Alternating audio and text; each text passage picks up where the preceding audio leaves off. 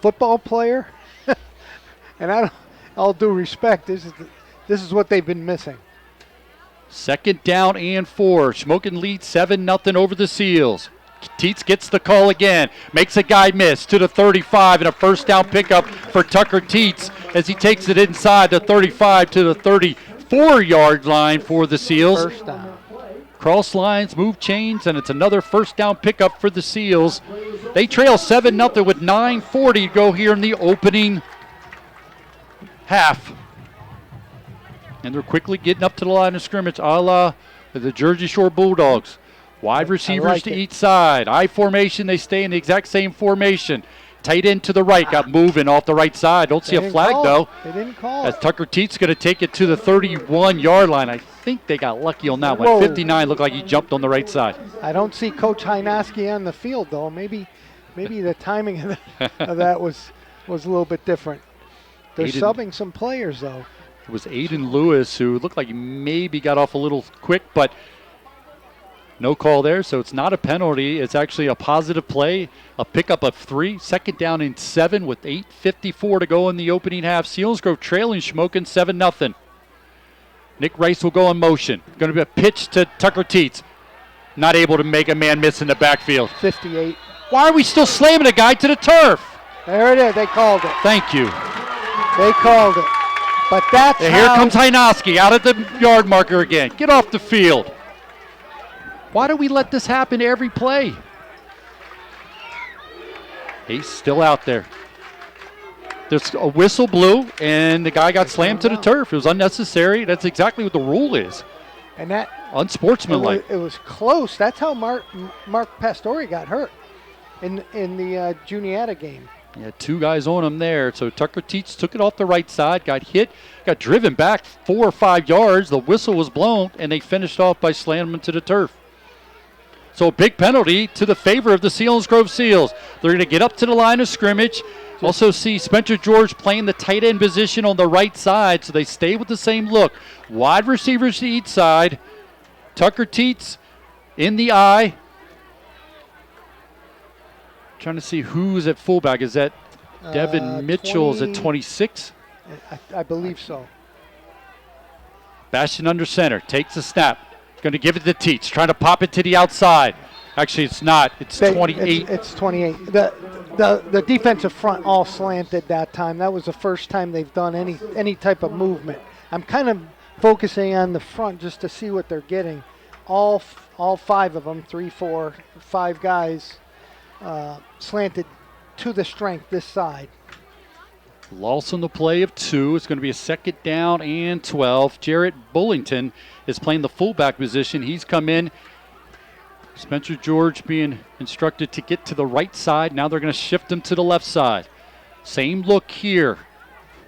I formation behind Bastion. Take the snap. Fakes it to Teets. Rolling to his right. Got a wide open Bullington. He makes the catch at the 20. He's at the 15. 10, 5. Touchdown, Selinsgrove Seals. Nice play. Great call. That's exactly what you need to do against that type of a front. What did we just say? They all slanted this side, 2 formation. They caught him. Mike Ferrero, coaches upstairs. Really good read on that play. Nice execution. Great call by you, Steve. You talked about it, how they're overcommitting to that. But you know the difference? And we said it from the beginning of that possession. Tucker Teets is the difference in that possession. Better believe it. Because of the threat that he gives you and the way he got off to a start in that possession. Great job, Gavin Bastion. Jarrett Bullington playing his first game of the season, makes the catch. Touchdown Seals. Carter Young will look to kick through the uprights, and he does, and it's good. Nice job. Very well executed play there. That's very encouraging, guys. Very encouraging. As the Selinsgrove Seals will get on the board with 7:42 to go in the half. The extra point by Young is good. And we're here in the second quarter, and Selinsgrove's able to tie it up. And again, touching on it, they went with Tucker Teets in the backfield. They went with Ethan Miller, who hasn't played his first game back, at the fullback position. He got a big run to get the first down, kept that possession going.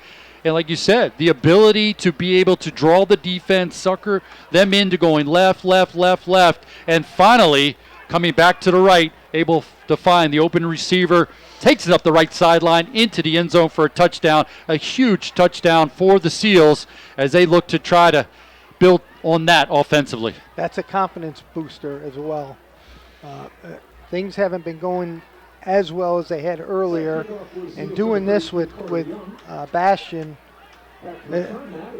this could be a difference maker. They got to stay focused, got to play some defense, and as we said, they have to tackle.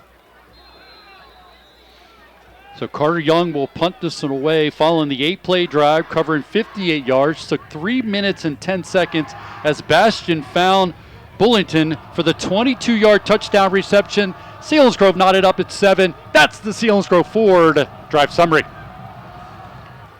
Carter Young will kick this one away. He'll be taken by Wisdom Artis Jones at his 7. Trying to take it from right to left, being chased by Sassaman. Gets away from Sassaman, but then it's going to be just swarmed over. Althout, Mitchell, and just keep naming names. Great pursuit. That's one of those ones you talk about, Steve. When it's at the end of the clip and huddle, you better see all 11 guys around that ball. And boy, if it wasn't 11, it was darn well close. That was really good. That was really good. And they know who they're playing, right? Get bodies to the ball. Good job, defense. Good job, kick coverage. So after the touchdown, Selinsgrove ties it up 7-7 with 7:32 to go here in the opening half. The scoring got started on Shamokin's 22-yard touchdown reception. That came with 10:58 to go in the quarter. But Selinsgrove come back and knots it up. Latchall under center, gives it to the fullback, and it's blown up.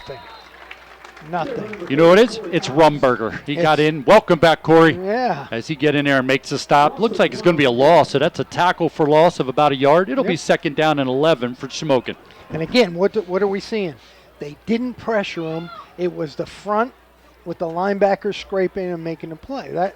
That's the nature of this defense. There's bodies all over it just by the makeup of what they do in the 3-5, and let them play, man. That's good defense. Latchall walks up behind center. I formation with wide receivers each side. This pitch is going to go to Knowledge, trying to bounce to the outside. Nick Rice is able to get there, slow him down, and he's going to be finished off that time by Parody. But good job, good pursuit by Nick Rice as he's able to come up, slow him down, finished off by your senior linebacker, Garrett Parody. Once again, blue shirts to the ball. Maybe that's a step. Maybe we can do explosive plays by the defense, right? How many hats are to the ball? How many white hats are to the ball? Our stat man, he'll be able to handle all that. You can do that, Zach, right? How many on that one? Just add another column to that stat sheet. Great job by Nick Rice. Garrett Parody did what we saw in the scrimmage a year ago against Lewisburg, the first time he came on the scene, and he did it on that play there. Again, we're checking on the big plays, and we have a touchdown reception by the Seals. Is definitely a candidate for the Shamokin Dam Health Center backbreaker play of the game. So Shamokin's going to be in a 3rd down and long here. We apologize being told that our YouTube channel is not up and running.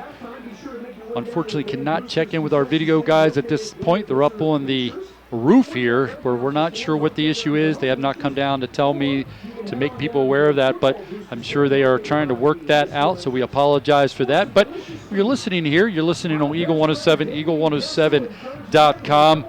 Again, looking at the scoring recap here as Shamokin got on the board first on a 22-yard touchdown reception by Pencil from Latchall.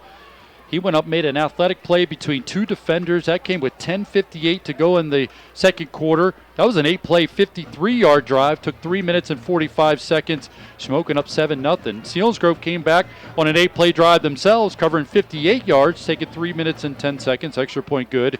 And that's where we stand. 7-7 between the Indians and the Seals, both trying to get back in the win column.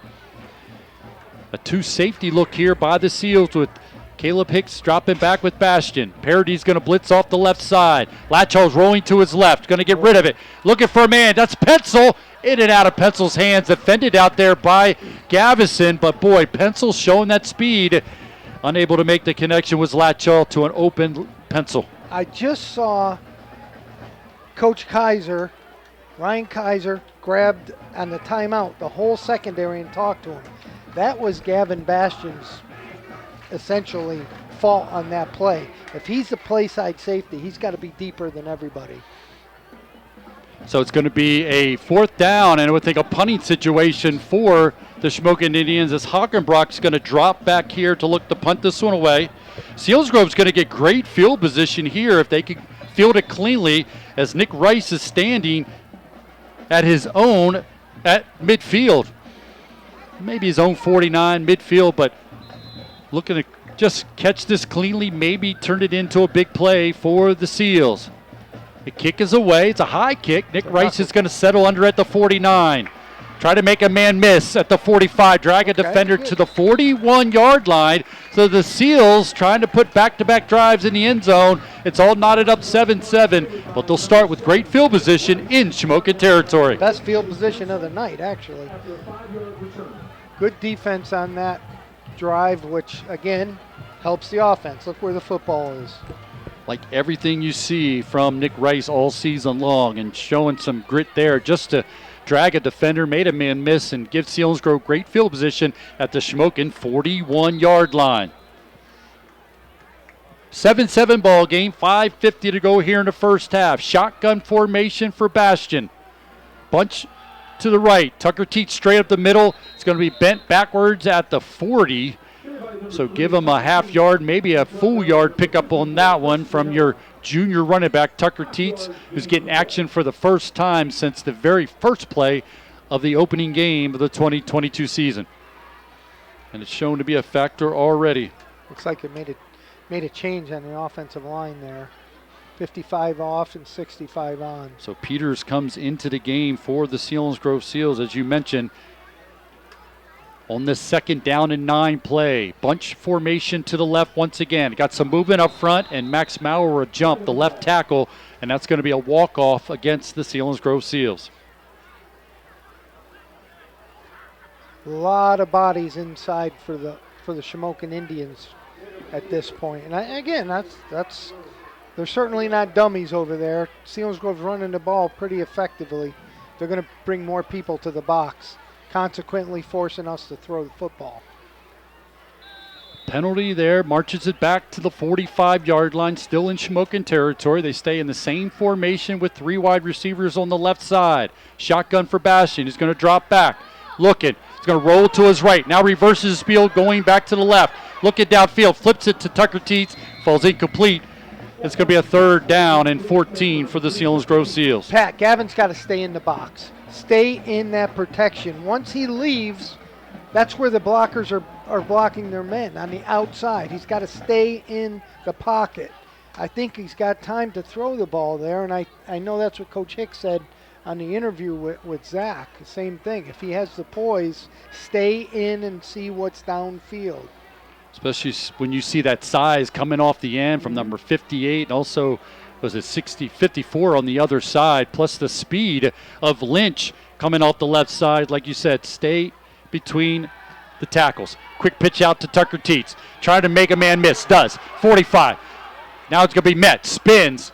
And it's going to turn what would have been a negative play into a positive play. Takes it back to about where this possession started at the 40-yard line. But it's going to be a punting situation as Carter Young will jog out to try to pin the Shamokin Indians deep in their own territory. And he's been able to do that pretty well all season long, has Carter Young, but none bigger moments than it is right now for the junior punter for the Selinsgrove Seals. 4:17 and counting to go in the first half. 7-7 ball game. Gets it away. Good punt. Going to be caught at the 4. Pencil. Going to be swarmed over at the 10. Beautifully done. Carter Young, been an all-star all season long, and what a big one that was. And, boy, that came off his foot like it was a quarterback throwing a spiral. That was really nice. I was surprised that the return man actually caught it at the 4-yard line. I almost think if that thing would have hit, it would have. Yep, it would have spun right out of the end zone. Put your heels on the 10. If it's over your head, let it go. Updated scores here. Jersey Shore leading Shikellamy 21-0. Lewisburg trailing Southern Columbia 35-0. Milton up on Mount Carmel 13-6. Bloomsburg leading Midwest 21-0. Hughesville shutting out Warrior Run 14-0. Lime Mountain trailing Marion Catholic 6-0. And Mifflinburg leading Central Mountain 14-0. Here we have a 7-7 ball game. Latchall gets it out of the shotgun. Or is that Pencil? Pencil. Yep, we talked about that they will go to that, and they go to that Wildcat look, goes the Pencil, and boy, all over it. Rumberger on the stop there, loss on the play, as he just continues to do what we've seen in his career from Corey Rumberger, the outstanding linebacker for the Seals. Boy, it's obvious when he's not in there. He didn't play all last week. Yeah. Looking at our Blaze Alexander Ford Built Ford Tough Game of the Week, brought to you by Blaze Alexander Ford, where it's worth the drive to Route 45. It's the Danville Loyal Sock game we're keeping an eye on. Undefeated Danville, undefeated Loyal Sock. No score in the second quarter between Loyal Sock and the Danville Ironmen. Got a mix up here. Flags will be thrown. That might be on Selinsgrove offside. Well, they figured that one out. Mark Stevens will help you through the workday, finishing off the 107-minute superset and starting each hour with a 7-song superset. It's all on your favorite classic rock through the workday on Eagle 107. So Selinsgrove had gained a lot of momentum as Tucker Teets had returned to the lineup. Selinsgrove able to work it down the field, get the 22-yard touchdown reception, tie this one up 7-7. But right now, back to pretty much a stalemate following the penalty and a 2nd down and 8 play here for Shamokin. Knowledge Artist Jones gets the fake. Now they give it to Corey Adams, and he's going to burst through the second level, take it out to the 29-yard line. That'll be a 1st down for the Shamokin Indians. That was almost a counter wing coming back. I lost it in the backfield, to be honest with you. That was a wing T play. That's great ball handling by Latchall on that one. Looked like it was going to go to Knowledge Artist Jones going to the right. Next thing you know, Corey Adams just burst through. Yeah, for a big 1st down for the Shamokin Indians. 1st down and 10 from their own 30-yard line with 2:39 to go here in the opening half, all knotted up at 7-7. This is going to be a keeper once again as that Pencil bursting through the line for a pickup about 4. It's going to be a 2nd down and 6. Max Maurer in on the stop, but you see the speed that Coach Hajnowski is very excited about the Shamokin Indians. They can run. They can run. And 33 matchups between these two teams. Selinsgrove leads the all-time series, 23 wins to 10 losses. The teams met 3 times in the COVID-affected 2020 season. They've met 5 times over the last 2 years. Shotgun for Latchall, rolling to his left, being chased by Maurer, trying to square his shoulders. Now he's going to take off and run with it. Rumberger's going to get there and make the stop, but it won't come until after Latchall picks up a 1st down for the Shamokin Indians. And the clock stops with 1:45. Both teams have 3 timeouts remaining here. As Shamokin is not going to be in a hurry to get up to the line of scrimmage here. The clock's winding down to 1:40 to go here in the 1st half. Stick around at halftime. We'll have a Shamokin Dam Health Center backbreaker play of the game candidates. We'll get scores of other games going on around the valley. We'll get you a scoring rundown of this one. Plus, we'll get the Seals athletic rundown with Murphy O'Brien. All coming up at halftime. Knowledge Artist Jones gets the call this time. Trying to go left, try to drag defenders. He's not going to get much there. And the clock will just continue to wind down. And Derek's going to use a timeout here by the Selinsgrove Seals now. Nope, they're going to say Shamokin called the timeout. Okay. Yeah, I was wondering. I don't know if Coach Hicks would have wanted a timeout there. So Shamokin does take the timeout. So Shamokin will have 2 remaining. See Max Maurer coming to the sidelines there. Coming into the game for the Selinsgrove Seals on this next defensive play is Camden Smith, the 6'2", 237-pound junior defensive lineman for the Seals. Big possession here late in the 1st half. We're all knotted up at 7-7, and always talk about momentum. Selinsgrove will get the No, Shamokin will get the second half or Yeah, Seals? Shamokin will get it, yep. So even makes this possession defensively for the Seals that much bigger, as Shamokin will get the second half kickoff as they deferred when they won the toss. Exactly what we talked about and why you do that. Now you had a whole half to watch. You make the adjustments at halftime. So Selinsgrove trying to come up with the big defensive stop here. Shamokin has it at their own 43-yard line, second down and 9. 1:18 to go following the timeout. Knowledge Artist Jones in the backfield with Latchaw. Wisdom goes in motion. Comes out to the flat. Latchaw looking over the middle. It's got a man on the screen. That's Corey Adams. Takes it into Selinsgrove territory to the 46-yard line in a first down pickup for Shamokin. Sassman, good play. Boy, only 1 second went off the clock there. Wow, that man's fast. As you They said, didn't run the clock. we must be at Shamokin. Wait, we're home. Can't blame it on the Shamokin clock guy. First down at 10 for Shamokin. Blitz coming off Rumberger off the right side. He's going to get to Latchaw. Nope, Latchaw gets away from him. Gets rid of it. He's got a man making the catch. That time it's Wisdom Artist Jones making the catch on the 9-yard pickup. Tackled by a host of blue shirts. They are going to stop the clock here. Is that timeout taken by Shamokin? And that should be their third. The clock says 3 left. Still 3 left. We got to check on the clock guys here for Selinsgrove. Yeah, there's a final timeout. So, yeah, when you look up at there and you see 3 timeouts left, you have to pretty much trust the clock's going to be right. But in this case, it was not. Steve all over it, of course. He's probably got some experience of keeping an eye on the clock and timeouts late in the half. Who's Susquehanna have tomorrow, Steve? Moravian. It's Moravian. Ring of Honor Day tomorrow. Should be a beautiful day for a college game. 1 o'clock game? 1 o'clock game in the Grove. In the Grove.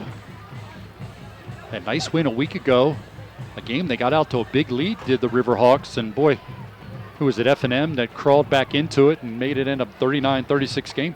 Went for an onside kick with 48 seconds to go and got it after kicking a field goal, making it 39-36. And unfortunately, a referee saw where it hit the F&M kid before it went 10 yards. So the Riverhawks got it and ran out the clock. Big win. 39-36 again. Susquehanna plays tomorrow at 1 o'clock against Moravian. Here, second down and 11. 41 seconds to go following the timeout by Shamokin. Latchaw drops back, steps into it. It's going to try to chuck it across the middle. Looks like it skipped off the turf. No official making any call yet. They're going to say he made the catch. There's no way. Oh, my God. Come on, guys. So now they're going to quickly get up to the line of scrimmage after the first down pickup by the Shamokin Indians. That's bad. And the officials, how are you going to chit-chat about it now? What are they saying here? Still, these officials, they're going to say one guy ran in and said it was incomplete. Steve was all over it. And there's Hynoski. He's going to be on the field for a few minutes after that call there. He's got to see that. Come on, Henry. I mean, it was a great attempt by the receiver to try to come back for it, but just not able to get there. Skipped off the turf. Falls incomplete. So now it's going to be a third down play here. 3rd down and 1 for the Shamokin Indians with just 32 seconds to go. Shamokin has no timeouts remaining. Wisdom Artist Jones splits to the left. Knowledge is in the backfield. Flips to the right and back to the left. Now back to the left again.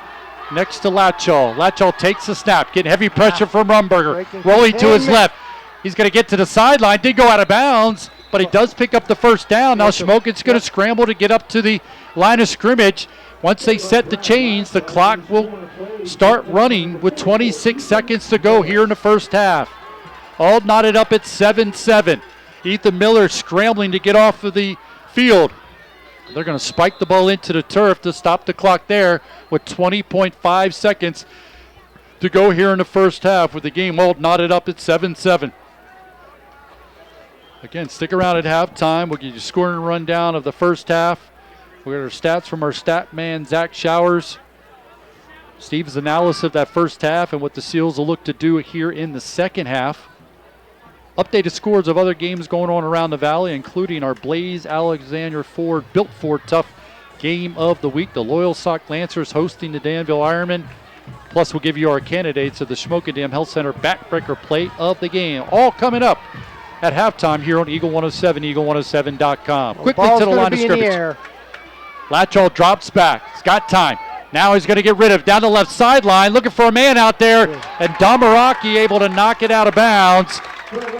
He just swatted it away, which is how you want to play it as a Shamokin receiver still laying out of bounds on the far side. I think that's Wisdom. Artis Jones injured on the play. But that's what they have to do, get up and attack the football at the highest point. And you said it. I mean, Chip Mull's going to talk about it, and you have Ryan Kaiser coaching up the defensive back. And I don't know if there's many guys in the Selinsgrove rich history has done it as well as Ryan Kaiser did in the backfield, defensive backfield in his career. Both here and in State College. For the Penn State Nittany Lions. Remember a big interception against Michigan. He roamed that defensive backfield in his career, and teams just didn't throw it anywhere near him. He was a ball hawk. He's coaching it up now here on this big third down play here. 14 seconds to go here in the half. Latchall dropping back, throwing it deep over the middle, going back, in and out of the hand of Bastion, and it hits the turf, falls incomplete. Bastion fortunate, he tried to go up and make the catch and almost squeezed through his hands for completion. But again, he caught that or touched him when he was coming down. They got to attack it at the highest point. Same thing could have happened again. Fortunate for the Seals, falls incomplete. Boy, I got some drills I got to tell Coach Noll. Oh my goodness. I'm sure they would welcome it from a all-time wins leader at Susquehanna with 127 in his career, Coach Steve Briggs. 4th down and 10 for Shamokin. 8 seconds to go. It's snapped. That's a penalty. The number 8 was still on the field. Guys, call it. They can't break the huddle. They did. They did. Okay. So they're going to walk that off. Oh. One thing you say as a broadcaster, play-by-play, color guy, is you need flow. You need a flow in the game, and we've lost it here in the last about 6 minutes of this half here with just no flow. The whistles, the officials are talking. We thought we had a touchdown by Shamokin, call back, penalty, took a few minutes to figure it out, and there's just lost all flow. And now Shamokin will have it 4th down and about 15, 8 seconds to go here in the half. Game all knotted up at 7-7. Latchall drops back. Only rushing 3. He's going to throw it to Knowledge Artis Jones. Nice. He could be hit, taken down by Gavison. Nice tackle. That's it. For the offense to come on the field. With the stop by Gavison, turnover on downs, like you said, and it's going to leave 4 seconds. And Selinsgrove will come up to the line of scrimmage and imagine that they will just let the first half run out to go into halftime, all knotted up at 7-7. But here are the officials chit-chatting again. This is a great opportunity where the ball is to just line 2 guys up and run a fade down on both sides and throw the ball up versus hitting the knee.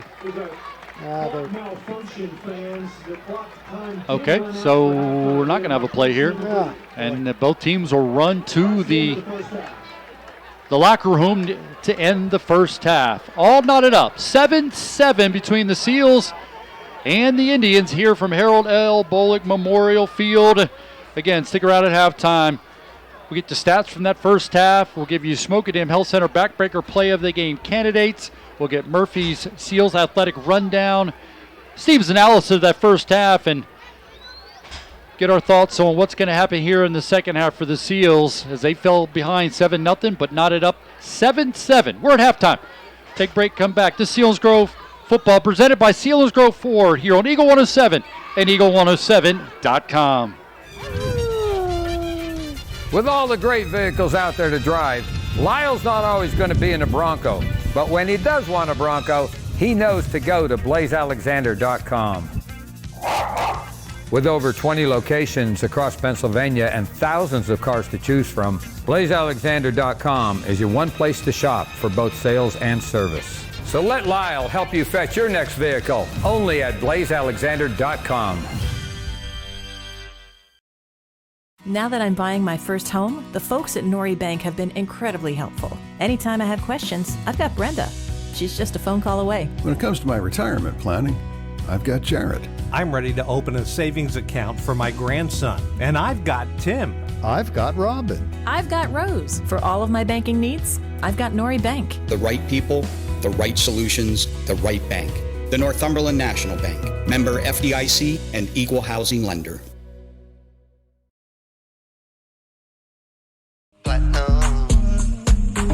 Platinum Central PA is opening its 6th location in Hershey, Pennsylvania. Come see us in Carlisle, Mechanicsburg, Harrisburg, Lancaster, Selinsgrove, and now Hershey, PA. Take a test drive and be automatically registered to win a brand new 2022 Mitsubishi Mirage, or visit creditpa.com today and apply for credit. Come on, Central Pennsylvania, you already know. Platinum, baby. We get you done.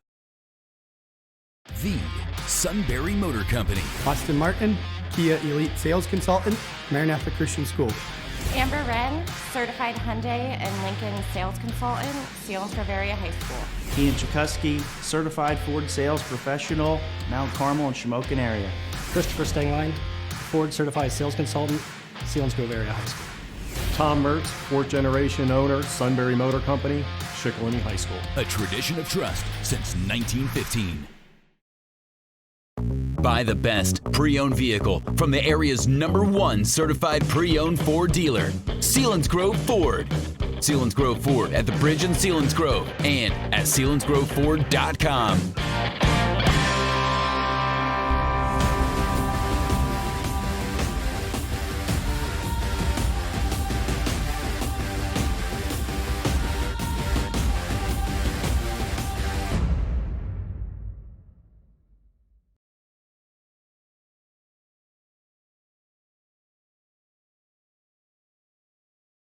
Mark and Troy here from Zimmerman Motors. Make This a Summer event is going on now, and we're celebrating with special pricing for everyone. We have our best new vehicle inventory of the year, with more new arriving weekly, and they have been moving fast. Make This a Summer event is all about the freedom to travel anywhere you want and the most versatile brands in the world. We have the vehicle for any family adventure. So come in and see why people have been coming from all over the region to Zimmerman's Chrysler, Dodge, Jeep, Ram, and Sunbury, and experience what we call the Zimmerman difference. Call 570-988-JEEP or visit us online at ZimmermanJeep.com.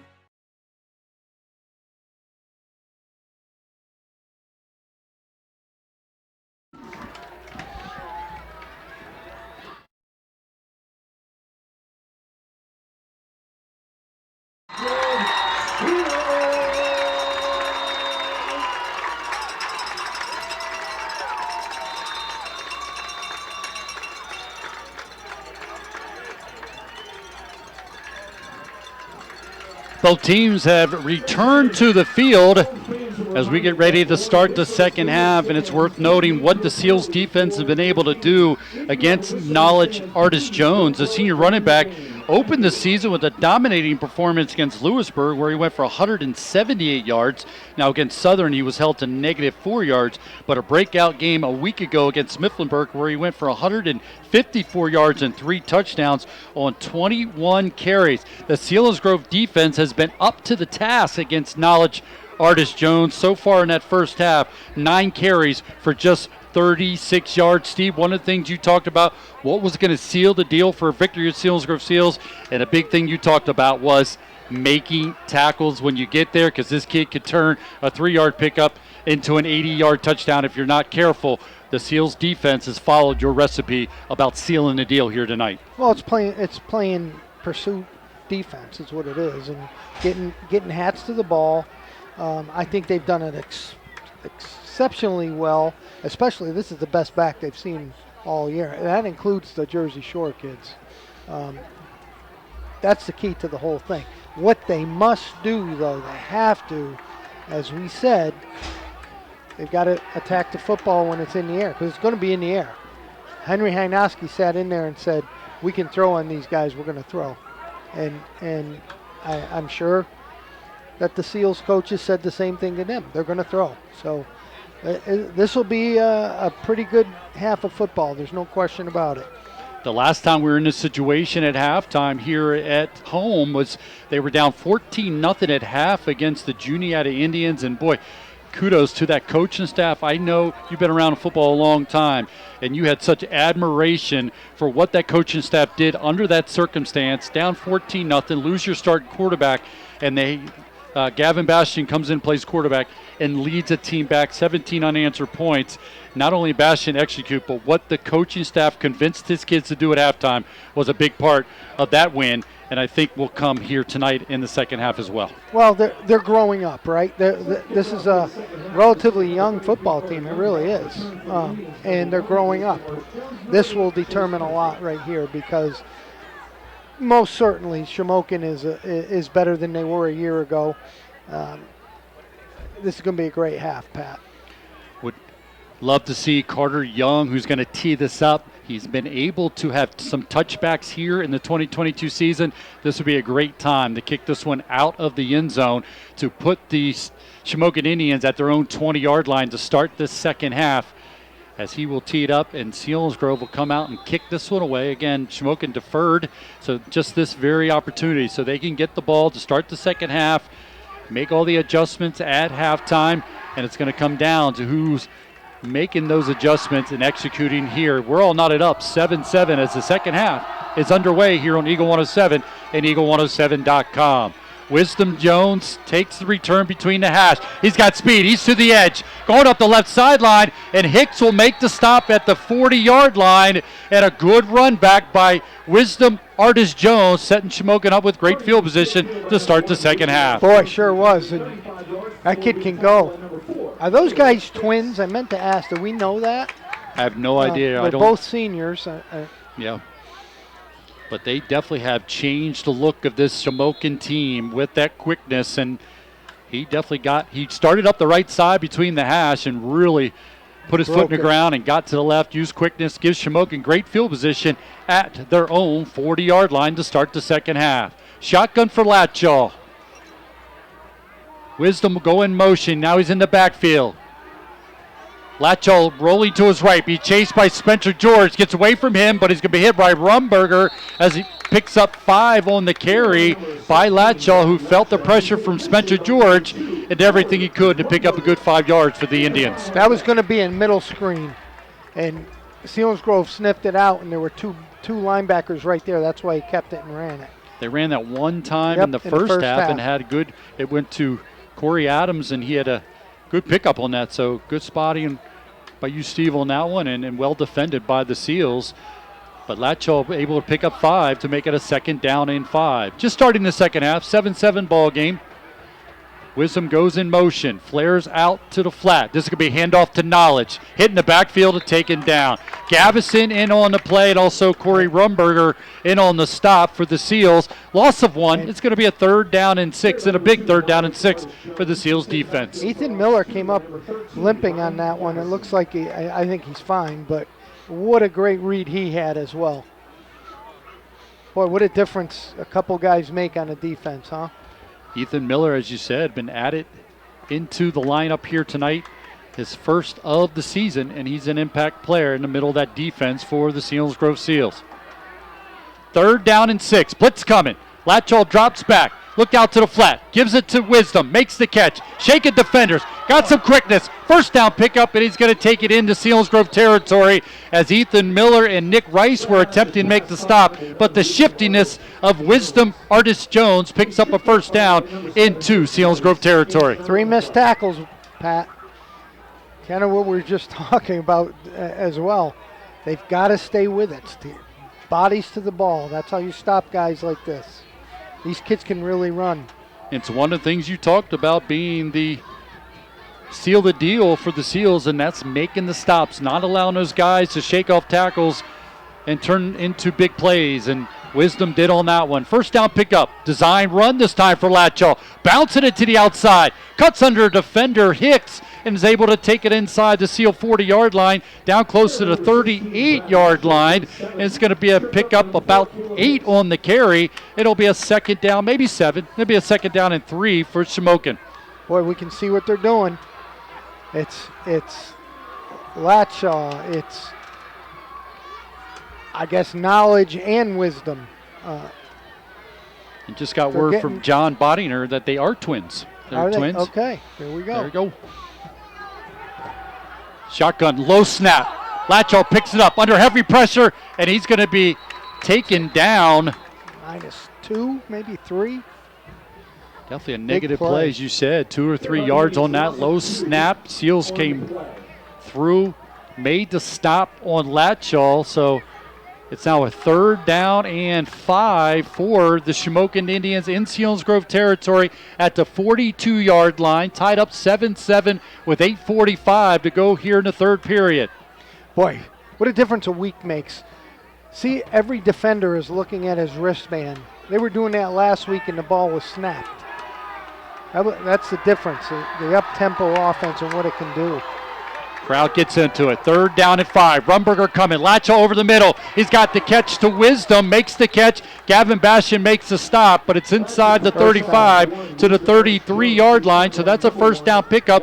Latshaw to Wisdom. Artis Jones for the 1st down for the Shamokin Indians. Shamokin's found a passing game. And don't tell me they wouldn't have used it last week if they had it. Right? I mean, that was a close game as well. It was 21 all, yeah. Yeah. They're throwing the football. And we talked about that. How will these quarterbacks who've had to fill in for starting quarterbacks settle in as the weeks have gone along? And you can see the confidence building for Latshaw for the Shamokin Indians as he picks up a 1st down here. 1st down and 10. Blitz coming. Knowledge gets the call. Hit by Sassaman, Spencer George, and Ethan Miller, but it was Sassaman leading the way, and it's going to be back to the original line of scrimmage. 2nd down and 10 for the Shamokin Indians. Very good play. Sassaman's really taking a couple steps up, I think, from last week, too. And you talked about it. You said it, and it was a great point.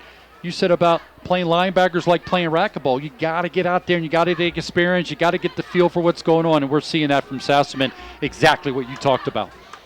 Getting that action, getting that opportunity, and they're just growing up right in front of our eyes. 2nd down and 10 for Shamokin at the Selinsgrove 33-yard line. Latshaw rolling to his left. Look, it gets rid of it. He's got a man out there, pencil in and out of his hands.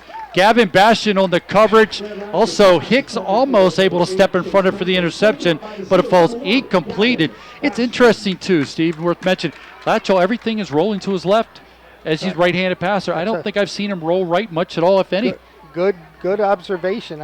I made a note on that in the first half. It all seems to be going to his left, which, again, he's got to get his shoulder around, okay, when he's throwing – when you're sprinting to your opposite hand.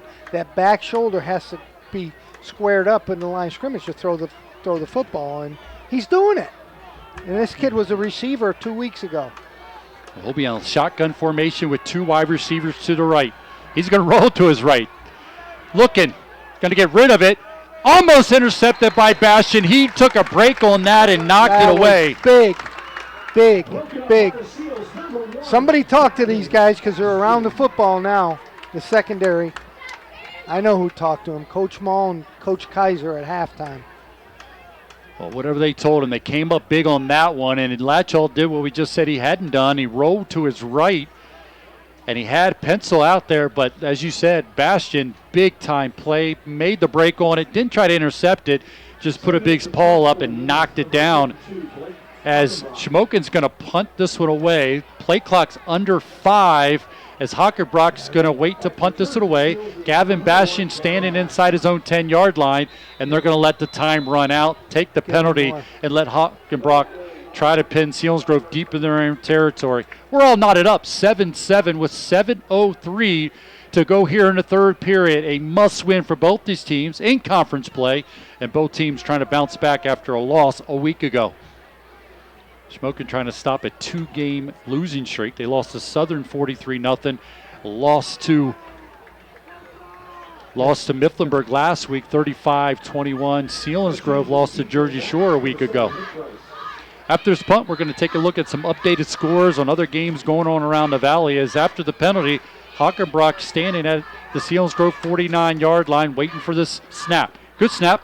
Gets it away. Goes off to the left, bounces at the 8 and goes into the end zone to the benefit of the Selinsgrove Seals as they'll have it at their own 20-yard line. They'll go on offense. 7-7 ball game here at Harold L. Bullock Memorial Field. Game being brought to you on Eagle 107, eagle107.com. Did have technical difficulties with our YouTube channel. They are filming it, and it will be uploaded and can be watched, played back on SBC Sports Live YouTube channel. We apologize for the snafu, but we'll try to get that corrected next week. Home game against the Shikellamy Braves. Shotgun formation for Bastion. First down and 10. Takes a snap. Gives it to Teets. Hit the backfield, and he'll go down. Boy, not much blocking on that one, Pat. They just full penetration by the front. Again, they've got a 5'4", 200-pound nose guard that is fast as probably a defensive back. And I just watching him, I'm so impressed by this kid. As he lines up over the center again, like you said, big part of what they do up front for the Shamokin Indians. Loss of 2. Quick throw this time. Goes out to Damaraki, making the catch. Twisted, turn, taken down. Stop on the play for the Shamokin Indians was Martinez. Short pickup that time, but it's still going to create a 3rd down and long for the Seals. Some updated scores for you. Milton leading Mount Carmel 13-12. Bloomsburg all over Midwest 34-0. And Williamsport trailing Berwick 20-3. Shotgun on this 3rd down play. Bastion rolling right, getting under heavy pressure. Throws it, got a man beyond the defense. Nick Rice makes the catch, tiptoes out of bounds at the 39-yard line for a first down for the Seals. Great throw and catch. Boy, again, I'm watching the receivers. They're getting double teamed. There's only a couple guys going out in the routes, which is okay, but Gavin stays in, gets his eyes downfield, delivers a football. Nice play. Finds a leading receiver on the season and senior Nick Rice with the catch and one of the bigger throw and catches tonight for the Seals.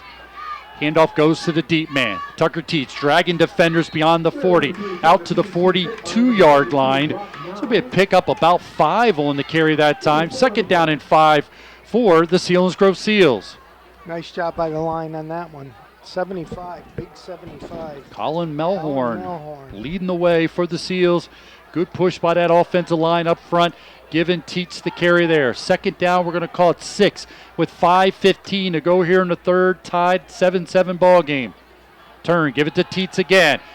He's going to drag defenders. Breaks away from another one. Into Shamokin territory as he's going to take it to the 44-yard line as Tucker Teets drags 2 defenders for the first down for the Seals. And 2 Shamokin guys come up. One's helmet came off. That's Wisdom.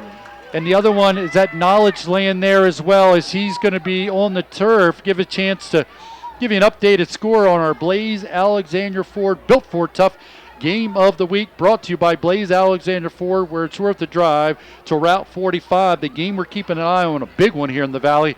It's the undefeated 3-0 Danville Ironmen taking on Loyal Sock. Loyal Sock at 3-0. That game is all knotted up 7-7. That Loyal Sock team is close to you in a lot of ways. Head coach for the Loyal Sock Lancers is someone you're very familiar with. Justin Van Fleet. Justin is from Loyal Sock. Great young man. He was kind of a nose guard like Shamokin's kid is tonight.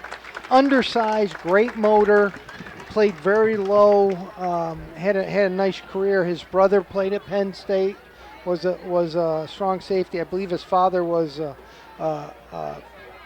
all-conference player at Lock Haven. Comes from a football family. Wish him well, but I've got good friends on the other side, Mike Brennan and Mike Gursky at Danville, so anxious to see who comes out on that one. Well, the last updated score in the 3rd quarter, a 7-7 ball game between Loyal Sock and Danville. Again, that's our Blaze Alexander Ford Built Ford Tough Game of the Week. After the injury, Bastion in a shotgun under heavy pressure, going to get rid of it. Looking for Damaraki down the left sideline, and it's going to be picked off The official haven't made the signal now. It's maybe a tie goes to the offensive guys. Still, have we seen a signal yet? They're going to give it to Shamokin on the interception. That was. He took it from him.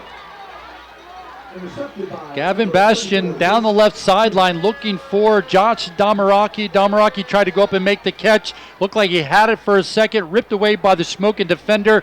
The defender rolled over with the ball and thus intercepted by the Shamokin Indians. They'll have a first down and 10 at their own 15-yard line. What am I going to say?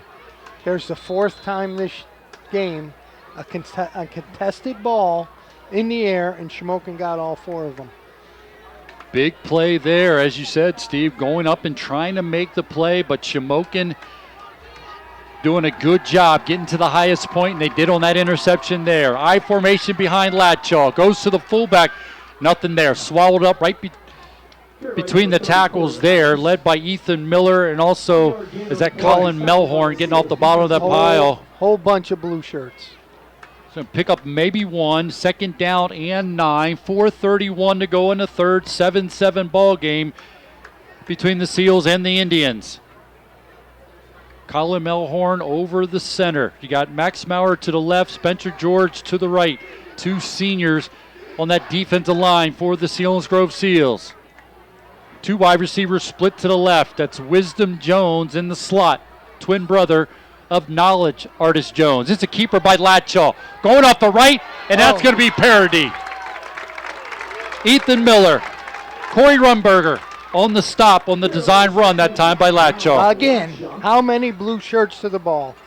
Keep playing defense like they're playing Seals. This is terrific. This is this is how you design it right here. But the ball's going to be in the air on this play. They got to contain them. On this third down and 10. As you talked about, the defensive backs making some adjustments at halftime. They need to do it here. If the ball is up for grab, go up, knock it down. They've shown better here in the second half, and it's got to be led by the safety, Bastian. Single safety. Latchaw drops back under heavy pressure, breaks containment, up the right sideline, and it's going to be knocked down at the 32-yard line, but that's going to be a first down pickup for Shamokin. What's the last thing we just said? You have to contain them. They have to contain them. And they're unable to do exactly that, and allows Latchaw to pick up the first down, and a huge first down for the Shamokin Indians to keep the drive alive. I don't know if Zach does third down percentage on conversions here. I'm anxious to see what that is at the end of the game. Camden Smith checks in, playing the tackle position on the left side for Max Maurer on his first down and 10 for the Shamokin Indians. Wide receivers to each side. Blitz coming. Going to pitch it out to Knowledge Artist Jones. Hitting the backfield, runs over Caleb Hicks, but Hicks, credit to him, he held on after a big hit by the running back. Loss on the play, so well done by the corner on the right side. That's Caleb Hicks. Rumberger got through there and made the play bounce as well. That's called spilling everything to the outside when you have bodies there. It's a nice job. They're still playing very well against the run, Pat. Well, it's a loss of 2 on that one, as you said. Did very well. So that's a tackle for a loss for the Seals. Second down and 12. Coming up on 2 minutes to go here in the third. Tied 7-7. A lot of movement. Looks like the tight end on the left side jumped that time for the Shamokin Indians, and that should be a walk-off against the Shamokin Indians. Whenever they huddle, though, it makes me nervous. Well, they chit-chat about that as the afternoon gets here. Join Lynn Hall for the last few hours of the workday, and we'll crank up the rock and roll with the 5 o'clock attitude adjustment. No slow stuff allowed for your drive. Then on Friday, she kicks off the block party weekend at 3 p.m. And, Steve, as you saw, they went against what we had hoped. And you said it. When they meet, it makes you nervous, and it goes against the Seals. I don't know about that one. The tight end moved. He was two yards in the defensive backfield, so everybody else moves, and they called it on Selinsgrove. Sets up a second down and 7 here, following the penalty against the Selinsgrove Seals. Latchaw under center. 2 wide receivers to the left. Going to be an end around this time. It's going to go to Wisdom Jones. Nothing there. Defended well that time And that's Smith on the stop for the Seals. Maybe a loss of 1. It's going to be 3rd down and long for the Shamokin Indians. Okay, here we are again. Same scenario. They're going to try to break containment and throw the ball down the field. And that's their game plan. And it's been working. And it's Ben Latchell rolling to his left. See if he does that here and do exactly what you're talking about, trying to break containment. He's shown ability to use his speed to pick up crucial first downs on this possession alone. He's in the shotgun here. Drops back, no pressure. Now he's going to take off and run with it. Trying to run away from Sassaman, he does, but then Ethan Miller in on the stop.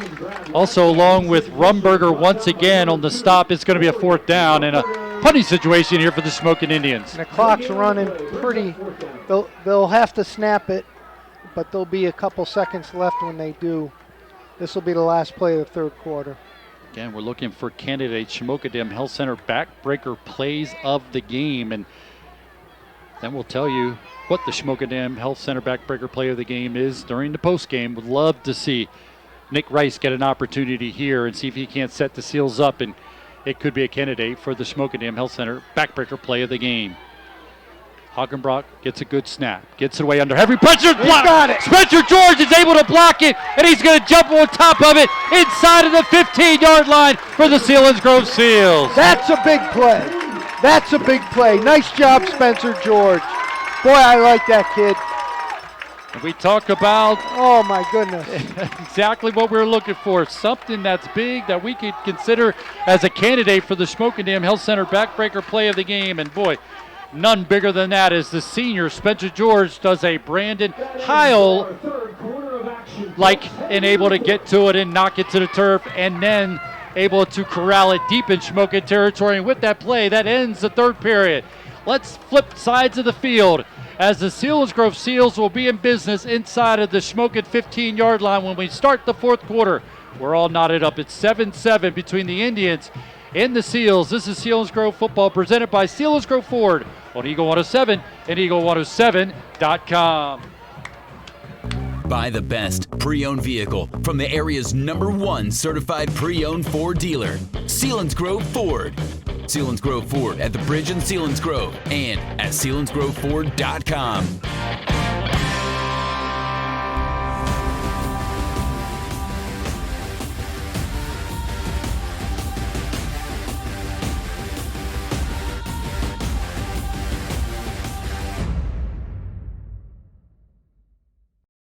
Mark and Troy here from Zimmerman Motors. Make This a Summer event is going on now, and we're celebrating with special pricing for everyone. We have our best new vehicle inventory of the year with more new arriving weekly, and they have been moving fast. Make This a Summer event is all about the freedom to travel anywhere you want and the most versatile brands in the world. We have the vehicle for any family adventure. So come in and see why people have been coming from all over the region to Zimmerman's Chrysler, Dodge, Jeep, Ram, and Sunbury and experience what we call the Zimmerman difference. Call 570-988-JEEP or visit us online at ZimmermanJeep.com.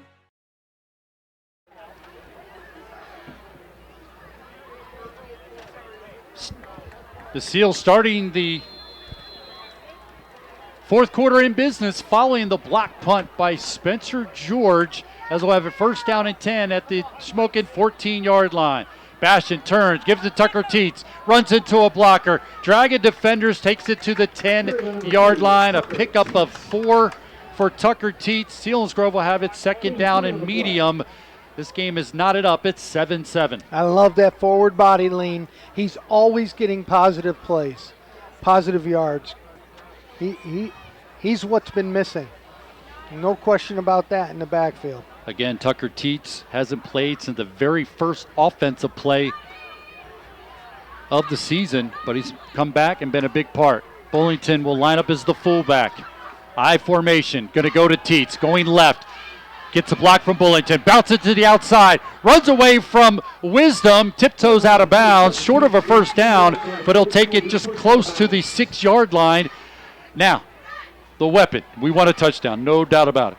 But the weapon, and having Carter Young, probably the best kicker in the hack, if not in the immediate area, with an opportunity. Play this very smart, with an opportunity, if you need it, to give him a chance for a field goal to give Selinsgrove the lead for the first time here tonight. But we won't talk about that anymore. because we're trying to get a touchdown here. 3rd down and 3 for the Seals, just starting the 4th quarter. Give it to Tucker Teach, trying to bounce to the outside, and he's going to be stopped by Pencil, who makes the stop there. So now Carter Young will jog out and attempt the field goal here, trying to get his 6th of the season. He had 4 in week 1 against Bellefonte, had 1 against Juniata, a big part of that comeback, and now trying to give the Selinsgrove Seals the lead for the first time here tonight on a 26-yard field goal attempt from the right hash. The snap the last time wasn't the best. Sassman will do the snap in here. Nick Rice the holding. Carter Young looking to kick it through. Good snap. Kick is up. Plenty of distance. And it splits the upright. No, it doesn't. It's no good. Carter Young unable to kick it through. Looked like it went through the uprights. Waiting for the officials to call that was for right down the middle from our angle here. It looked good, like you said, Steve. Looked like it had just split the uprights, but the officials walk out very methodically and slowly show us that it was no good. And what a huge play benefiting the Shamokin Indians, as a 26-yard field goal attempt by Carter Young is no good, and we continue to be tied up 7-7 in the ball game. Shamokin able to dodge a bullet there after getting the punt blocked and giving Selinsgrove possession at the 14-yard line. Shamokin comes up with a good defensive stance and sees a field goal by Carter Young sail off to the right, no good. So they get the ball back, 1st down and 10 from their own 20-yard line. Latchall drops back, quick throw this time. In and out of the intended receiver's hands that time. Wisdom. It was defended well out there, 2nd down and 10. He looked up. Going back to that whole series, I mean, wasted punt block, as we know, but boy, Seals, since week 1, the red zone has been the hiccup. They got to be able to overcome that. With the missed field goal attempt, it leaves the score tied at 7-7. 2nd down and 10 for Shamokin. 10:24 to go in the game. Latchall rolling to his right, being chased, gets rid of it, has it to Pencil, makes a man miss, is going to get the 1st down as he takes it beyond the 30-yard line, as he's able to avoid the tackle of Gavison to pick up the 1st down for the Shamokin Indians. Boy, you know who made that play? Max Maurer downfield. From behind, wow. He's impressing me. That whole defensive line, boy, that's... And from the negative side, the backbreaker play of the game candidate right now for the Seals is the missed 26-yard field goal that would have given them the lead for the first time here tonight. With the clock moving. Well, not in this play. And Shamokin able to get that quick pass that time to Pencil. Made a man miss, got tackled by Maurer, but it's a 1st down pickup. Latchall rolling to his left again. He's able to avoid 2 tackles. Now he's got some speed going back the other way. And he's got a 1st down as he stretches it out beyond the 41-yard line out to the 42-yard line. As Latchall, you said he was a receiver 2 weeks ago. Boy, he showed skill on that one to avoid 2 defenders and turn it into a 12-yard pickup. These are broken plays. That's what they are. They're broken plays. Ethan Miller pulled him up, and I think actually Othart did on the other side, and he broke. They're just breaking containment. They're just breaking plays off. That's essentially what they're doing. 9:50 to go in the ball game. 7-7. Shotgun formation for Latchall. Blitz coming off the left. It's going to go to Knowledge. Artis Jones makes a man miss in the backfield. Up the right sideline. It looks like he'll have close to 9, maybe give him about 8 on the carry out to midfield and into Selinsgrove territory at the 49-yard line. Goes Knowledge. Artis Jones showing his quickness to get to the outside. This sounds kind of crazy, Pat, but this right now is a time where I'd call a timeout. They're missing tackles. They're kind of erratic a little bit. That pursuit, they're tiring down a little bit. That's what it is. Well, you often see it in basketball when a team is really, picking up momentum, hitting shots, and you throw it away a couple times. Hey, let's just call timeout. Let's regroup here, and this would be a good time for it, like you said, as Shamokin's building up some momentum here. Keeper by Latchall off the right side. He's going to be able to drag it for a yard pickup. 3rd down and 1. Parody in on the stop along with Sassaman. What a big third down play here for the Seals defense. It'll be a third down and a long one for the Shamokin Indians at the Selinsgrove 48-yard line. We are looking for Shamokin Dam Health Center backbreaker plays of the game. And boy, what a big one this would be for the Seals defense. Latchall gets the call from the sideline. He's going to send 2 wide receivers to the left. He's going to be in a shotgun formation. Rumberger coming off the right. He's going to keep it. Rumberger's going to grab Latchall, but Latchall's going to get enough for the first down. They double team down with the wing up. Latchall is hurt. Latchall is slow to get up off the turf. Get a chance to take a look at some updated scores here. Look at our Blaze Alexander Ford Built Ford Tough game of the week. And of course, how could you not call the Danville Loyal Sock game our Built Ford Tough game of the week? And Danville leading this one in the third, 10-7 over the Loyal Sock Lancers. Montoursville leading Central Columbia 14-0. Mifflinburg up on Central Mountain 22-7. 2 future opponents for the Selinsgrove Seals. South Williamsport leading 34-7. Berwick up on Williamsport 20-3. Hughesville leading Warrior Run in a close one 14-6. Bloomsburg all over Midwest 40-0. And Mount Carmel has come from behind and now leads Milton 20-13. Southern Columbia all over Lewisburg 48-0. That's in the third. And the Shikellamy Braves trail the Jersey Shore Bulldogs 42-0 as the medical staff continues to look at Latchall, who's played a heck of a game here tonight. Yes, he has. I mean, with his legs, finding the crucial throws, relying on his receivers to make plays, and you hope maybe just a cramp for the quarterback for the Shamokin Indians as they're going to help him off. We'll have to keep an eye on who they have warming up on the sidelines, because remember, Brett Nye was the starting quarterback to start the season. He's dealing with an ankle injury. He's not dressed here tonight. And now Latchall very much favoring that left foot, left ankle for the Shamokin Indians. So I would say 8's in. He's talking with the coaches right now. Pencil runs, as you said, he runs that Wildcat look, and he is the guy that will have to come into the game. He has played throughout 2022 season and mainly the runner using his quickness, and he's going to check in here, as you said, Steve, on a big first down and 10 in Selinsgrove territory at the 46-yard line in a 7-7 ball game with 8:49 to go in the game. Lynch will split to the right. He's got good speed. Caleb Hicks on him. Wisdom goes in motion from right to left. Caught from behind that time. Ethan Miller makes the stop loss on the play. He reads that ball as well as anybody, and they've missed that on the year thus far as well. It's been good linebackers, but nobody reads it like that. That's pretty darn good there by Ethan Miller. He was there at the handoff. They're going to say he got back to the original line of scrimmage, so it's going to set up a 2nd down and 10 for the Shamokin Indians.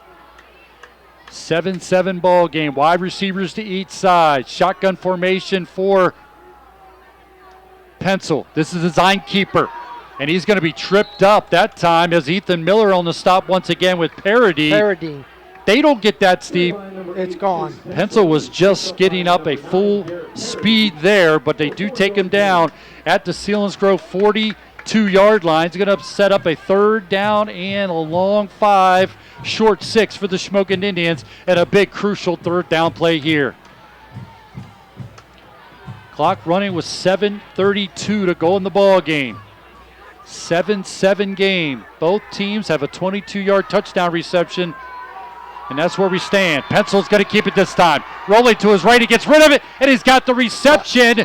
He didn't get the first, I don't think. They might have. He got it to Lynch, who made the catch. Pencil was under heavy pressure through it, and Lynch comes up with the big reception, and they are going to move the sticks. That's a huge play. Huge play. The backup to the backup quarterback, Pencil, hung in there and makes the play for a 1st down for Shamokin at the Selinsgrove 36-yard line. 2 wide receivers split to the right this time. Corey Adams will go to the left. Knowledge to Lone back in the backfield. We got some movement up front. I haven't seen a flag yet as Pencil's grabbed in the backfield by Spencer George and finally finished off. Boy. Man, there looked like a lot of movement there. You know what? Might be better off the way it ended, though. That's another down. And a loss on the play. A loss on the play. But how can you... I'm not... Oh, my goodness. Well, it's a hobby for them. That's what I always used to say. This isn't a hobby for me. It's my job. You guys, it's a hobby, right? Oh, my goodness. Well, it's a loss on the play of 2, so it's going to be a second down and 12. 6:15 to go in the game. 7-7 ball game. Pencil in the shotgun formation. Low snap on the turf. He picks it up. Hit in the backfield by Spencer George and finished off by Rumberger, Ethan Miller, and also Gavison. Another loss on the play as it looks like it'll be a 2-yard loss back to the 40-yard line. And now it's going to be a third down and 14 for the Shamokin Indians. That was a muff snap, but boy, the penetration by that defensive line. Camden Smith will come into the game as Max Maurer will check out of the ball game here. This is for containment, maybe having a better athlete on the edge to contain the quarterback. I see what you're doing there, Coach Hicks. Third down and 14. Rumberger blitzes off the right. Pencil rolls to his right, throws it, and it's going to be knocked away. Fourth down. That's Gavison stepping in front of Lynch that time to knock it away, and it's going to be a fourth down. Is it 4-down territory? Nope. Hockenbrock will jog out to punt this one to try to pin the Seals deeper in their own territory. Okay. This is one where leave the defense on the field. This is also a fake situation right here, believe it or not. Keep defense on the field. We're going to drop Nick Rice back. Is back. Heels on the 10, Nick. Right there. Yep, and the momentum gets over your head with the ball. Let it go. As Hockenbrock gets a high snap over his head. It's rolling on the turf. Hockenbrock picks it up, being chased by Bastian. He'll punt it away. And now it's going to be spotted down at the 42-yard line in Selinsgrove territory. Wow. Where their legal man downfield on that as Hockenbrock had to run back 15 yards, turns, and punts it away. But Selinsgrove's going to get great field position as they'll have it at their own 42-yard line to set this up first down and 10. 5:14 to go. How did he get that punt off? There were blue shirts all over the place. Give the kid credit. Yes. Did everything he could just to get that one away. The Selinsgrove Seals has had the ball just for 3 minutes and 38 seconds in the entire second half. But none bigger minutes and seconds than this possession here. Jet sweep by Nick Rice. Nothing. Back to the original line of scrimmage. It'll be a second down and 10 for the Seals. Selinsgrove had a possession to win it against the Juniata Indians. It was an 8-play drive covering 86 yards, took 1 minute and 31 seconds. They scored with 1:25 to go in the game to take their first lead of the night, and they would go on and win that one 17-14 over the Juniata Indians. Boy, can they have the magic here again tonight. Shotgun formation for Bastian. Takes the snap, rolling to his left. Lynch chasing from behind. Does he see him? As he's going to take it out of bounds and slammed out of bounds on the far side as Lynch came off the left, chasing Gavin Bastian from behind. That was at least 6-7 yard loss. And that was Lynch, who we said is an all-state sprinter. He's chasing Bastian from behind. You knew he was going to get to him. It just didn't know if Bastian saw him coming. So a big loss, as you said, Steve, on the play. It's going to be a third down in here, about 15, 4:33 to go in the game. This game is knotted up 7-7 between the Seals and the Indians. Some confusion up there. Bunch formation to the left this time for the Seals. Bastian drops back. Now he's going to take off and run with it. He's at the 40. Gets away from one tackle, but then tackled at the 42-yard line. He's just going to get back to where this possession started at the 42-yard line. Carter Young jogs out to punt it away. Hicks was completely wide open behind every white shirt. And that's where you miss a quarterback, guys, right there. There's an injured Shamokin player. player down on the field. Next week, Selinsgrove will host the Shikellamy Braves. Shikellamy playing Jersey Shore here tonight, trailing the trailing the Bulldogs, but Schick comes to town next week. We'll start with our Seals game day at 6 o'clock, followed by the conversation with head man Coach Derek Hicks as he sits down with our stat man Zach Showers. And then we have the opening kickoff at 7 o'clock, and it'll be here on Eagle 107, eagle107.com, on the SBC Sports Live YouTube channel. Apologize about the technical difficulties here tonight. Not able to bring you the live action, but it will be uploaded for your pleasure on the YouTube channel, as that's Shamokin injury player is onto his feet. Looks like maybe a cramp. Cam Smith, the senior, 5'9", 150 pounds. He's going to make his way to the sideline following that injury by the Shamokin Indians. Boy, they're going to see on film. That's so unfortunate, because Caleb Hicks came from the backside, completely behind every white jersey, waving his hands. It caught the corner of my eye, but Gavin may have been past the line of scrimmage, when he was trying to scramble on that one. That's tough. That was a big play. Carter Young will punt this one away. Wisdom and Pencil back. Good kick. He'll send Pencil back to his 20. Going to be hit right at the 20. Blown up. Nick Rice, but I want to see the first person on that play getting up on the far side, and that's Caleb Hicks. As he was the gunner here on the right side, he got down there and, boy, did not let Pencil get it going, because we have already seen what he's capable to do with his legs, but he got to him right away, and a big play it is. Shamokin will start at their own 21-yard line. 7-7 ball game with 3:56 to go in the game. Both teams looking to get back in the win column. Shamokin trying to get to 500 as the Selinsgrove Seals looking to improve to 3-1, but a lot still to go here in this one, as Shamokin will take over first down and 10. There's some confusion with Shamokin. Remember, you got your tight end who's walked off. But this is going to be Pencil rolling to his right. It's going to get rid of it. It's going to be intercepted, as that Caleb Hicks get his third interception of the season, and none easier than that, as Pencil tried to hit Lynch, but Caleb Hicks all over, makes the interception, and it gets Selinsgrove the ball back in Shamokin territory at the 40-yard line. Okay, here's 3 plays with Caleb Hicks. Came from the opposite side, wide open, waving his hands. He was the first one gunner down to make the tackle on the punt, and then interception right there. Big plays. Yeah. And he didn't hang his head. That's right. He's unselfish. That's what I was going to finish with. Yeah. Very Good unselfish call, Coach. player. Absolutely. To come up with possibly the biggest play of the game for the Selinsgrove defense. First down and 10.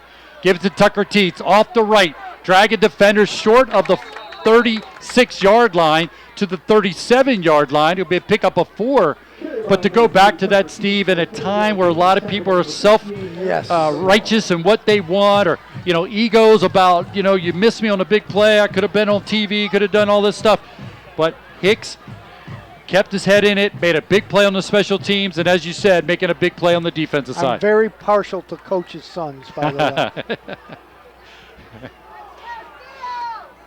Setting Selinsgrove up with great field position here. Broken went the wrong way. It's going to be a loss on the play.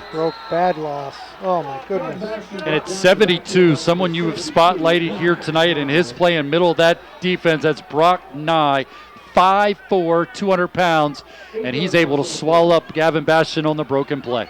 That might have been because there's a guy in the backfield that just got back, and Ethan Miller. He may have gone the wrong way. Sideline looking, or the team looking to the sidelines here with Coach Mike. I think they're going to call a timeout. Clock's going to run under 5 seconds here, and Coach Mike has the official there and is going to call timeout. Timeout on the field. 7-7 ball game with 2:26 to go. And it's worth mentioning again, as you talked about with Caleb Hicks. I mean, and not only to do what he did, but he did it in 3 phases. He did it, he was open beyond the defense. You know, I'm sure, like you said, I'm sure the coaches saw it. It's something on film they'll see, be able to put it in the back pocket and maybe come up big in this later in this game. But also as a gunner, he's getting down the field and becomes a huge part of that play that put the defense or put the Shamokin Indians deep in their own territory, and then comes up with the interception. I mean, that could be a series of Shamokin Dam Health Center backbreaker plays of the game. And it could be all to Caleb Hicks if Selinsgrove's able to put this one in the end zone or get a field goal to try to win this one late in the game here. Just impressive play. I mean, updated scores here. Southern all over Lewisburg in the third, 48-0. Mount Carmel leading Milton 20-13. Berwick leading Williamsport 20-3. Let's take a look at other games going on around the valley here. 7-7 ball game with 2:26 to go in the game. A loss on the play on that one by Brock Nye for Shamokin puts Selinsgrove in a 3rd down and 14. Low snap to Bastion, being rushed. Going to throw it out to Tucker Dietz. Makes the catch. Dragging defenders inside the 35. Is he in range? As he's able to drag Knowledge Artist Jones for a big play there. Tucker Dietz is talking to the sideline here. That's an awful long field goal. That's what Dietz is saying. Let's go for it here. And the offense is going to huddle up. The clock's running here. Well, they do have 2 timeouts left, but looks like he's going to use one. Down to 15 on the play clock. 1:48 and counting on the game clock. The ball is spotted at the 33-yard line. Like you said, Steve, would be an awful long attempt here. Remember, Carter Young missed one here earlier, but they do take a timeout here. So let's talk about the situation here. We got a 4th down. We're calling it about a 4th down and 3 after the Tucker Dietz catch, dragging defenders. It was our Knowledge on the stop that time for Shamokin, but what do you go with here? You got an athletic quarterback filling in. You got Tucker Dietz in the backfield. Their biggest play of the night has been to your fullback, slipping it out of the backfield for the touchdown. So I haven't make the call here. I haven't seen any type of screenplay from, when Pastore was there, they had some flanker screens, inside screen. This would be a great opportunity just based on the pressure that Shamokin's going to come with. But I don't know if they have it. They're spending some time talking about it here. We'll see Tucker Dietz will stay in the game. Ethan Miller along with Caleb Hicks. Josh Damaraki, who had a big catch in the Juniata game. The comeback, got the ball inside the 3-yard line, the junior receiver. Gavin Bastion will stay in a quarterback, of course. That offensive line has been intact throughout the 2022 season. You'll see Spencer George come into the games, played a tight end position as Caleb Hicks will come to the sidelines. They're going to send Damaraki to the left. Nick Rice to the right. I formation for Bastion.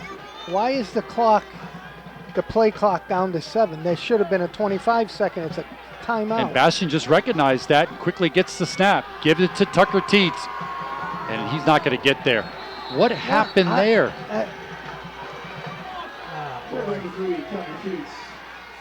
I'm confused by that. Looked like they were timeout. I didn't even... they were putting it back in play there, and Selinsgrove was still huddled up here. I didn't even recognize it. You saw it at the very end that the clock was winding down, so on the a play big clock is a timeout, so it's a ready sign by the referee to start the clock. I don't know if he did it earlier. He must have, because they're not arguing anything, but timeout to run a lead there. And a quick one. They had to get up to the line of scrimmage, and Bastion noticed it got under 5, so they did not look like they were set. So on a big 4th down play, gets stopped, turnover on downs, back to the Shamokin Indians. Othau coming on the blitz. Going to pitch it out there to Knowledge. Slips on the turf at the 32-yard line. He'll be stopped there. It's Ethan Miller on the stop. Look, I'll give them back to the original line of scrimmage, and that's going to be it. So it'll be a 2nd down and 10, 1:15 to go in the game, and a 7-7 ball game. And that clock's moving. Play clock is at 24 for the Shamokin Indians. That's puzzling to me, Pat, because after a timeout, they usually check, are you set? Then they run the the play clock. I don't know. We'll look into that one. Got Lynch split here to left with Nick Rice on him. It's going to be a keeper by Pencil. After getting beyond the 35-yard line, he'll be tackled there as he gets it to the 37-yard line, but it'll be short of a first down. It'll be a 3rd down and 5 with 39 seconds. This goes in overtime. Teams will start at the 10-yard line. They have 4 plays to stick it in the end zone. And then the second team will have an opportunity to match or better what the first team did in overtime. And that's looked like where we are headed with 22 seconds to go here in regulation. It's going to be a keeper by Pencil, followed by the block by Knowledge. Caught from behind and slammed to the turf. Is that Stops Ethan the Miller clock. on the stop again? Oath out. It's a first down pickup, like you said, so it will stop the clock here. Now it should be on the ready. Okay, he starts the clock. It's started. It's going to overtime. Hynoski wants to go overtime. Why? Somebody called timeout here, taken by... Help us out here, Mr. Officials. Okay. They're not... Well, I'm glad the broadcaster, or I'm glad the PA guy knows, because I didn't see one official point one way or the other, did you? No. But now they're in a prevent situation here. Ryan Kaiser, get your guys back, because they're just going to throw it deep. It's worth mentioning, Steve, when they've thrown jump balls, and it's been the Shamokin Indians who have been able to come away with it. One they caught would have been a touchdown, but got called back on a legal man downfield. The other one was caught, put the ball deep in Selinsgrove territory. And the other thing you got to worry about is a pass interference call. So by calling timeout, you're going to be curious to see if this is what Shamokin will do and just try to chuck it as far as they can. Lynch does give you a lot of height and speed, number 3, and he'll split to the left here. Well, he's going to sprint to his right and throw it. So I would contain, have somebody up there. There we go. We're in a prevent defense here. As Pencil will be in the shotgun formation. Take the snap. It gives it to Knowledge. He's on the second level, but he'll be stopped by Olthout, and that will wind out the regulation clock. Overtime for the Seals and the Indians, all knotted up at 7-7. Taking a look at how we got to this point, as the Selinsgrove Seals saw Shamokin get on the board first on a 22-yard touchdown reception by Pencil from Latchall. That came with 10:58 to go in the second quarter. That completed the 8-play drive covering 53 yards. Took 3 minutes and 45 seconds. The extra point good by Pencil, and Shamokin led 7-0. But the Selinsgrove Seals would come back, get the first points of the night, as Gavin Bastian fouled Bullington on a 22-yard reception to match Shamokin's 22-yard reception for a touchdown. That came with 7:42 to go in the second quarter. That also was an 8-play drive, bettering Shamokin's drive by 5 yards with a 58-yard drive, taking 3 minutes and 10 seconds.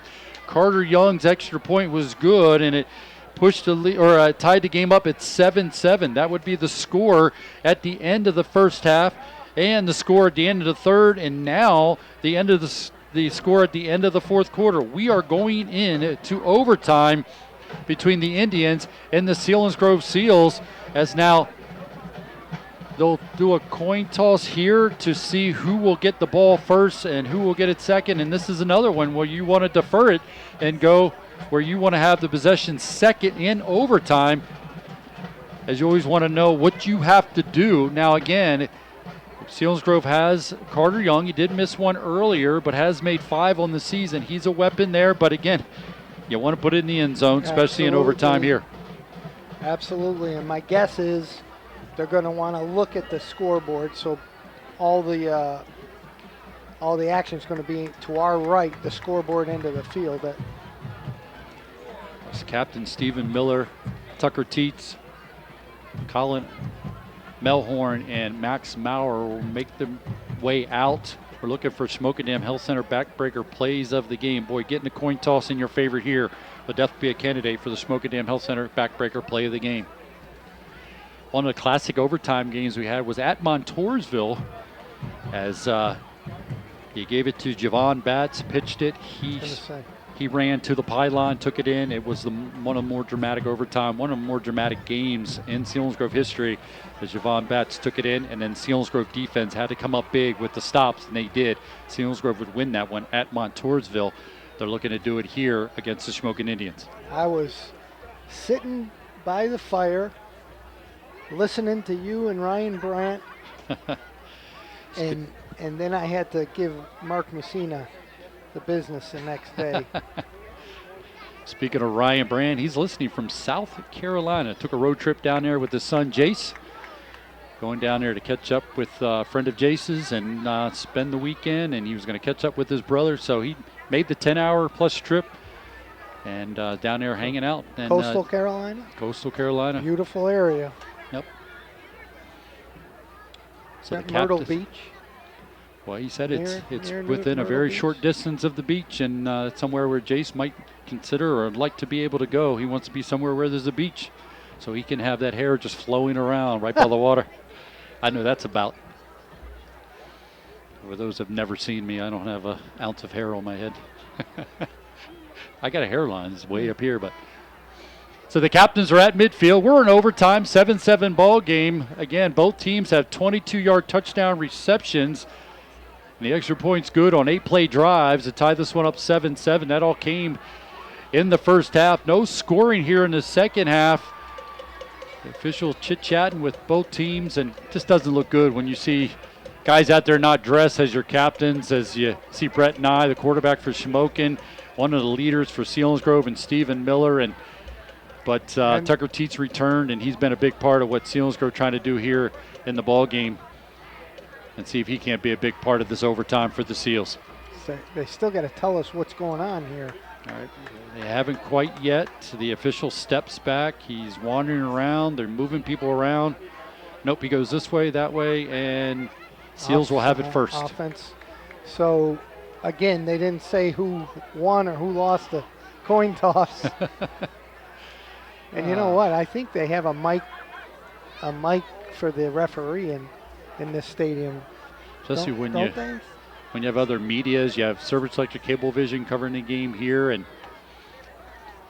but Selinsgrove again a must-win in conference play. They dropped their first conference game a week ago to the Jersey Shore Bulldogs, looking to try to pull this one out. They had another come from behind effort here would have to happen. They were down 7-0. The game tied up at 7-7 as we go to overtime. Stick around for the post game, as we'll bring you the Shamokin Dam Health Center backbreaker play of the game, stats from our stat man, Zach Showers, give you a scoring recap of all games going around the Valley, plus the Blaze Alexander Ford Built Ford Tough game of the week, as we're checking in on the Danville and the Loyalsock game. Selinsgrove will have it first at the 10-yard line. They'll have 4 plays to try to stick it in the end zone or get points on the board. 2 wide receivers will split to the left, 1 to the right. Tucker Teets alone back in the backfield with Gavin Bastian. Looking for the snap from Smith. In motion goes Nick Rice. Turn, rolling to the right. Looking for Nick Rice, and it's going to fall short and incomplete. That was so fast. I guarantee you he did not have the seams throwing that football. That's tough. He was looking for Nick and Rice. Was open. Yeah, who had gone in motion from left to right and went right out in the flat. It was open there, like you said, unable to make the connection. It's going to bring up a second down and goal to go from the 10. We're in overtime, 7-7 ball game. Seals have it first. Tucker Teets in the backfield, same formation. Snap goes to Bastian. The design run this time for Bastian. There's a flag on the play. And you got to keep an eye on these flags too as you're thinking about if you have to kick a field goal. You don't want to lose negative yards or you lose yards here. And they're going to, as that's going to be a holding call against the Selinsgrove Seals. It looked like it was front side edge, 59. 59 on the hold is what you're thinking there, and going off the edge like you said, and that's not what you want as you're trying to move the ball closer to the goal line. Aiden Lewis, the 6'1", 208-pound junior, and that's going to be a penalty. Put the ball at the 20-yard line after the 10-yard penalty. And like I said, now you got to keep an eye on if you have to resort to a field goal here. Can't have any more negative plays here. Second down, goal to go from the 20 for the Seals here in overtime. Gavin Bastion in a shotgun formation, taking the snap, rolling to his left, getting chased from behind, gets rid of it. Nobody there. Nobody home, falls incomplete, and now it's going to be a third down, goal to go for the 20-yard line for the Selinsgrove Seals.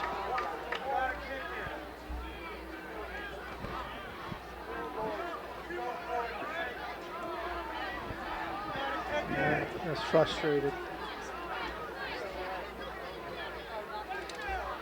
So the Seals talk over here on the sidelines. Third down, goal to go from the 10-yard line. Play clock's running, Mike. We're down to 10. This is Selinsgrove Football presented by Selinsgrove Ford. As they're going to quickly get up to the line of scrimmage. 3 seconds on the play clock. Finally get it off. Bastion drops back. Lots of time. Now under pressure. He's going to take off and run with it. He's going to go left. Still looking downfield. Got kicked beyond the defense. Unable to make the connection. Bastion drew the play out there, trying to make the connection there. Unable to. It falls incomplete. It'll be a fourth down play here. Carter Young will jog out to try to kick the field goal to give the Seals the lead. This is Selinsgrove Football presented by Selinsgrove Ford on the SBC Sports Live on Eagle 107, WEGH, Northumberland, Selinsgrove. They're going to spot the ball down at the 27-yard line, so it'll be a 37-yard field goal for Carter Young here to try to give the Seals lead here in overtime. Looking for the good snap from Sassaman. Taking the snap, holds good, kick is down. Distance is good. Sails through and good. So the Selinsgrove Seals run 10 unanswered points to take the lead for the first time here in overtime. Now the ball will go over to the Shamokin Indians, and they'll either try to match what the Seals did or put it in the end zone to try to get the win here. Now tackling is the key. They're going to try to get on the flank. They're going to try to go wide, and just with those speed guys, they only have 10 yards to go. So contain is the key, and tackling the ball carrier when the opportunity shows. Obviously, they can throw the ball too, but. And remember too, when they've been able to throw it. Now, Latchell, who started at quarterback here tonight, was injured, taken out of the game. So now it's Pencil running the quarterback position. He has done it here in 2022. But when they've thrown it up, Shamokin's been able to go up and make plays. But this is a keeper for Latchell. Bouncing it to the outside. He's at the 5, inside the 5, down to the 2-yard line, and finally thrown back. They're going to mark him at the 2-yard line on the design keeper by Pencil for the Shamokin Indians. Put a lot of guys out in front of him, a lot of blockers, and Pencil followed behind it patiently, and Selinsgrove in deep trouble here as the ball sits at the 2-yard line. Pencil gets the call from the sideline. Comes out into the huddle, giving directions to his fellow mates. Selinsgrove leads 10-7 here in overtime. A touchdown by Shamokin would give them the win. Second down, goal to go from the 2. Pencil in the shotgun formation. Bounces off, trying to run it to the outside, being chased by Rumberger, and it'll be taken down. No, that's Tucker Teets. Tucker Teets make the stop. You're right, Steve. Not 2, it was 3. Picks up there in the backfield there. What they're going to do, they're going to continue to try to get on the flank with the speed. I think that was a mess up in the backfield. It looked that way, absolutely. Again, Selinsgrove leading 10-7. Third down here, goal to go from the 5 for the Shamokin Indians. Touchdown wins it for the Shamokin Indians. Man goes in motion, that's Corey Adams. Gives it to Knowledge, runs into a wall, blue shirts fall forward to the 3-yard line. Now what do they do here as Henry Hanoski is going to call a timeout. It'll be a fourth down, goal to go. Do they try to kick a field goal here? Pencil like is the field goal kicker for the Shamokin Indians. What's that, Steve? I think that's what he's doing. He's looking for the kicker. Again, the difference right now is the field goal by Carter Young has given the Seals the lead here in overtime. Seals lead 10-3. 10 unanswered points by the Selinsgrove Seals has given them the lead here. It's basically a 2-point conversion if they go for it. And it looks like they're going to. 4th down, goal to go from the 3. Looking for a Shamokin Health Center backbreaker play of the game. I think he's got the kicking. No, they're going to kick it. Yeah, he does. They will kick it here. Remember, he's a lefty. He is a lefty, exactly. It's going to be just to the left of the timeout, Hicksy. That's it. He takes a timeout there. Get your kicker thinking about it a little bit. Exactly what you called there.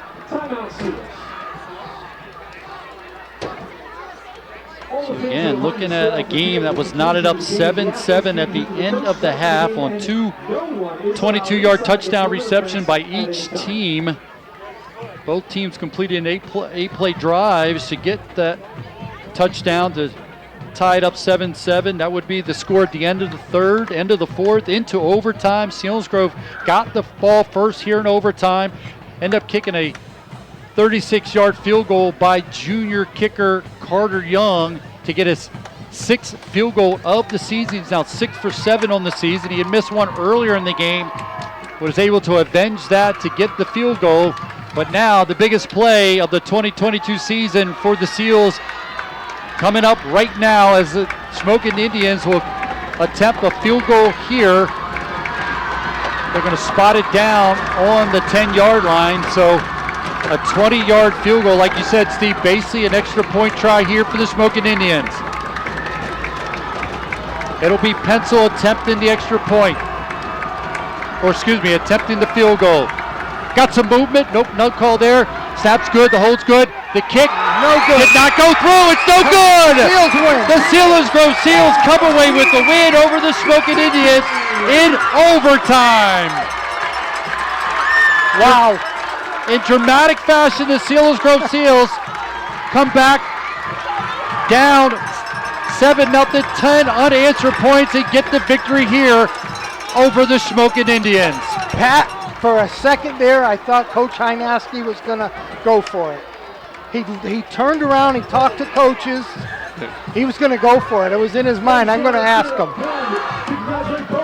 But he does not. They go with the field goal, and Pencil measured it up. Left-footed kicker put a foot on it, did not go through the uprights, and the Selinsgrove Seals come away with a victory. Their second come-from-behind victory here at Harold L. Bowling Memorial Field, as Selinsgrove will improve to 3-1 as they'll take on the Shikellamy Braves next week here at Harold L. Bowling Memorial Field, as the teams will meet at midfield for the traditional handshake. Great effort by both teams, a battle of two teams desperately needing the win here, but the Selinsgrove Seals will prevail, and they win this one 10-7. Pat, it's the stadium. It's the same energy, man. We had the same thing 2 weeks ago. I'm going to say this right now, and Zach's over here. He's close to Coach Ferraro when they're teaching. The happiest guy right now, I think, in this program is Gavin Bastian, because I don't think he wants to play quarterback anymore. Let's get Pastore back. let's do things that they've practiced. Well, he's happy to see Tucker Teets get back in the game. Goodness. He was a difference and there. What a difference maker. Like I said, we said that. As soon as these guys went down, if they could get back in the fold, in the mix, Tucker Teets did tonight. It was a big part of that scoring drive for the Seals to tie it up. And Selinsgrove Seals come away with the overtime win, a 10-7 win over the Shamokin Indians. Let's step aside as we get ready to bring you the Eagle 107 post-game show here on Eagle 107, eagle107.com, as the Selinsgrove Seals wins this one in overtime, 10-7 over the Shamokin Indians. This is Selinsgrove Football presented by Selinsgrove Ford on Eagle 107 and eagle107.com.